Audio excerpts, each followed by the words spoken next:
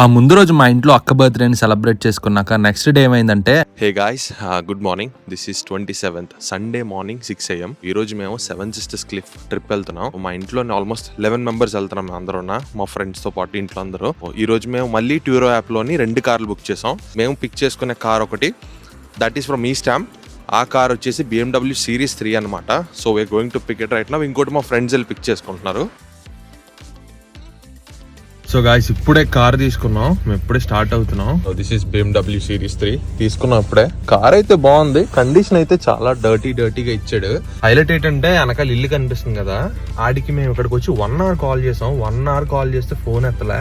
మేము trip cancel చేసి ట్యూరోకి ఇంకో కార్ ఎత్తుకుతుంటే ఫోన్ చేసి సారీ మేము అలారం పెట్టడం మర్చిపోయి నేను లెగలైపోయానని చెప్పి ఆడు వచ్చాడు కార్ మీద. ఆడు ఇంకో బెంచ్ మీద వచ్చి ఆ ఇల్లు డోర్ తీసి ఆ డోర్ ఓపెన్ చేసే ఉంది. కింద కార్పెట్ కింద తాళం ఉంది, ఓపెన్ చేస్తున్నాయన్ని.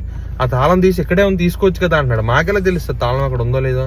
ఆడ తాళం ఇచ్చి బుకింగ్ ఇంకా క్యాన్సిలేషన్ రీబుక్ చేయకముందే మీరు ఒకవేళ బుక్ చేస్తే కార్ వేసుకెళ్ళాను, లేదంటే తాళం పెట్టినని పోయాడు.